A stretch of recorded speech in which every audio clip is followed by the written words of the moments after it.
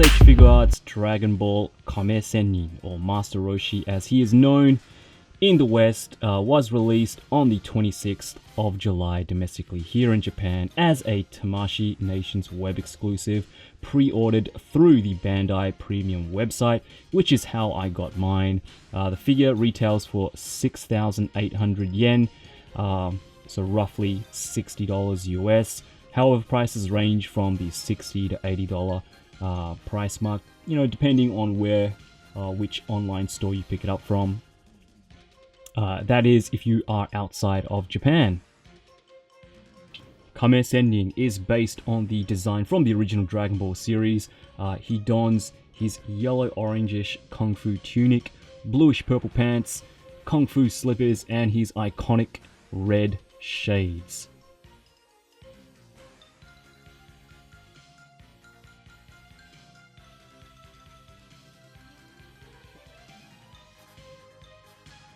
So I think the best way to describe this figure is just pure fun. You know that Revoltech Woody figure that everybody uses when they want to, add a little bit of comedy or a little bit of humor in their photos?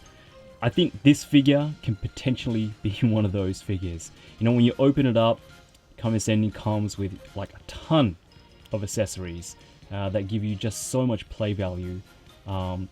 We'll get into those accessories later on, but if you do love posing your figures, in a really creative way, you're just going to have a blast with this figure here. Aesthetically, it looks as if it was taken directly out of the Dragon Ball manga animation. It's got that kind of cute, almost simple but not in a bad way aesthetic to it, which is really quite refreshing and makes, for a really posable figure. In saying that, you still have some, sculpted details in the buttons here, running down the middle. You've got, the creases in the tunic where the shoulders are, in his pants. When you lift up the bottom half of his tunic, you got those creases and wrinkles there in his crotch, which go all the way around to the back as well. The body is broken up in 3 sections, with the bottom part made of a very pliable, soft plastic, which allows for full range of motion with the legs. Usually when you use, different plastics, for the same area, you get a variation in color, but, I think they've got it pretty consistent, and I can't tell any difference in the oranges at all, so well done, Tamashii, well done. Paint-wise, the buttons are painted black. Although when I actually watched the animation just recently, they didn't appear black; they were actually white themselves. So I don't know. I guess it depends on the source material. The white that runs down the tunic is also painted white. The cuffs are white. On his face, his paint-wise, the buttons are painted.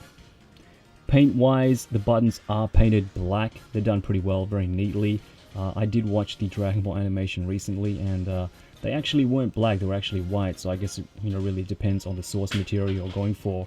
The white used on the tunic, which runs down the middle, and his cuffs here, they are painted white as well. You got some, not shading, you got some wash here in his ears, which brings out those details. When you take off his shades, you got some paint there for his eyebrows. Obviously his eyes there are printed, digitally printed, and also his shoes are painted blue. I do wish they were sculpted though, maybe give it a bit more dimension if those shoes were elevated, maybe having a seam line there, but they are just painted there. But we do get some sculpted, lines, sculpted details there at the back of your shoe, so that's a nice little touch. There is no shading at all with this figure, and I can forgive that. I think, the solid bright colors work for the original Dragon Ball series characters. Plus the figure has that matte finish, which I love.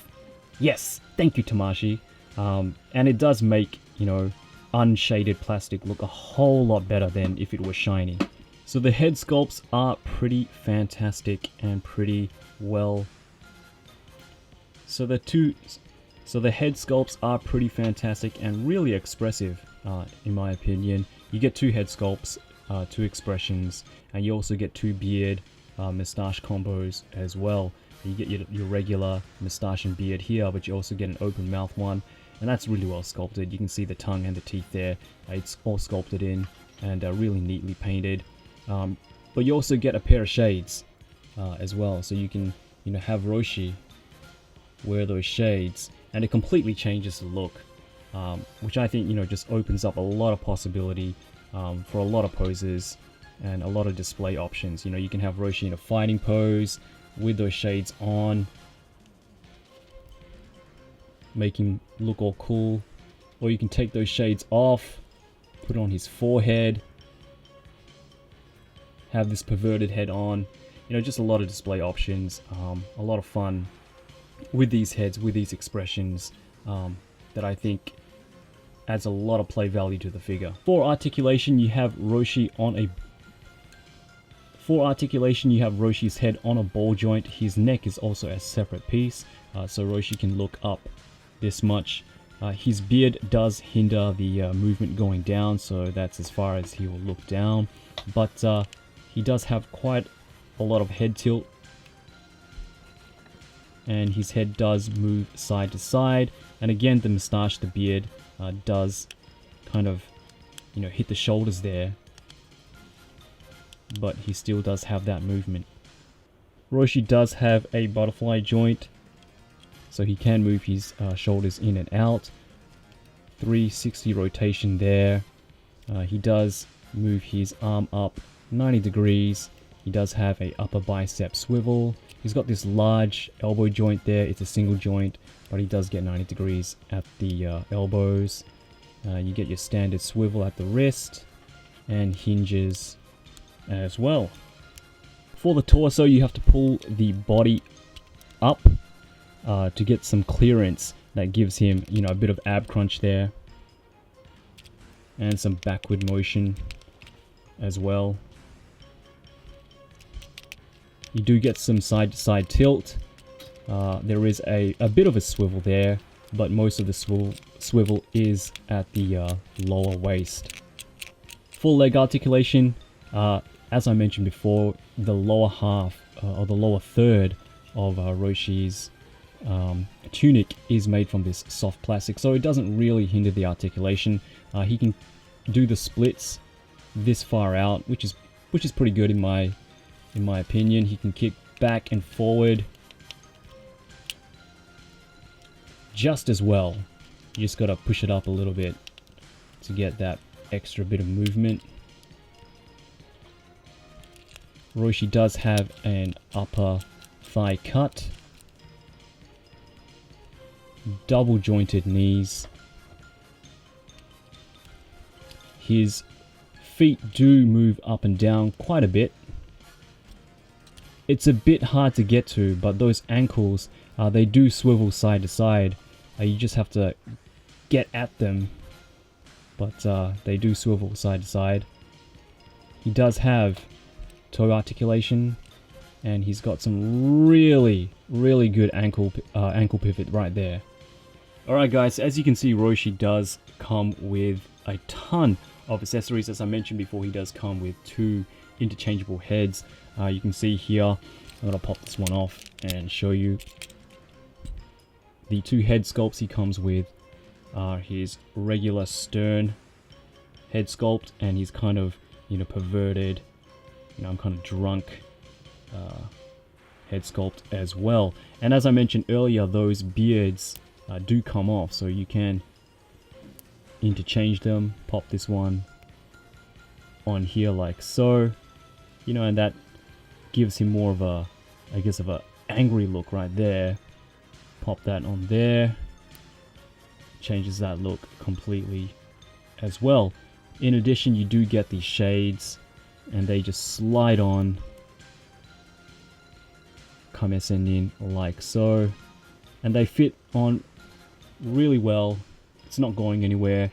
You can have the shades, slightly tilted, resting on his nose like that. I think that looks pretty cool. Or you can have them resting on his head. Just a lot of display options. He also comes with his staff right here. You got a pair of hands to hold that staff as well on his left and right hand. Speaking of hands, he does come with two-fisted hands here.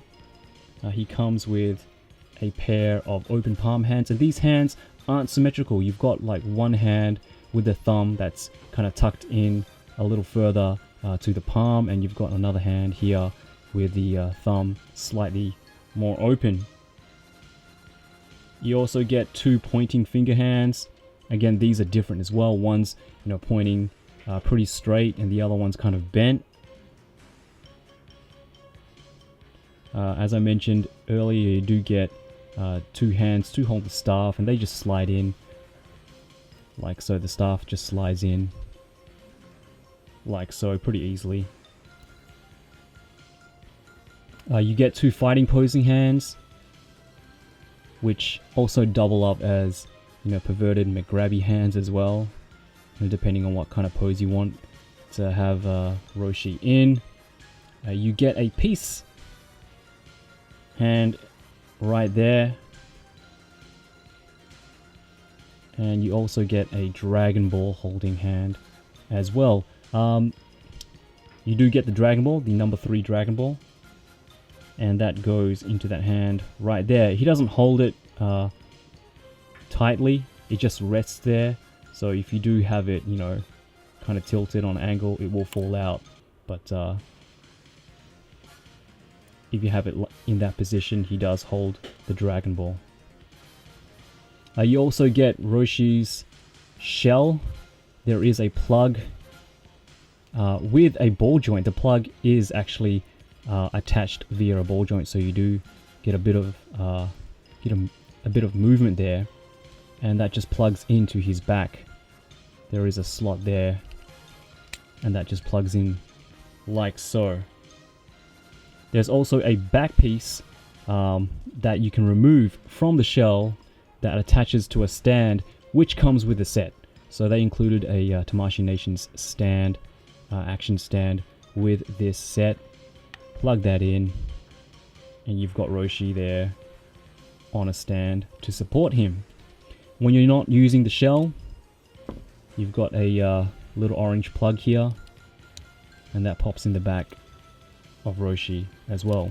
With his shell, he does have two straps that go into these holes there, so you can have those straps there. They're a little bit finicky to put on,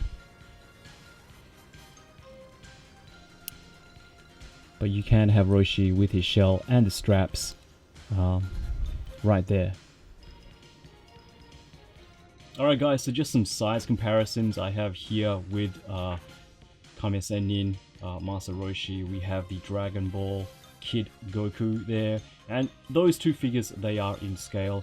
I think when you have the other Figuarts, Dragon Ball Z and Dragon Ball Super, actually I don't have any Dragon Ball Super figures here posed with Roshi at the moment, but when you have the Z figures together with Roshi, he does look a little bit big. But I think the Dragon Ball original series figures and the Dragon Ball Z Super figures both have their own scale, so you can pose them together. You can have them in the same collection, but I think Roshi will be a little bit big for the Z and Super figures.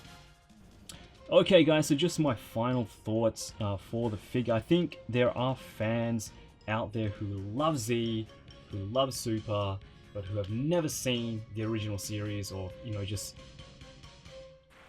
Alright guys, so just my final thoughts on the figure. I think there are fans out there who love Z, who love Super, but who have never seen the original series.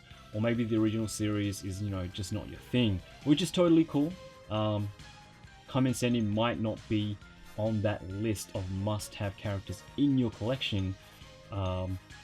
Also, it's a web exclusive, which makes it a little less accessible, a little bit more expensive than a regular release. But in saying that, I think this will be the only Kame Sennin, only Master Roshi release that we will ever get, or ever going to be getting from Figuarts. I know a lot of people, including myself, would love to see a tanked up version of Roshi, but honestly I don't see it happening.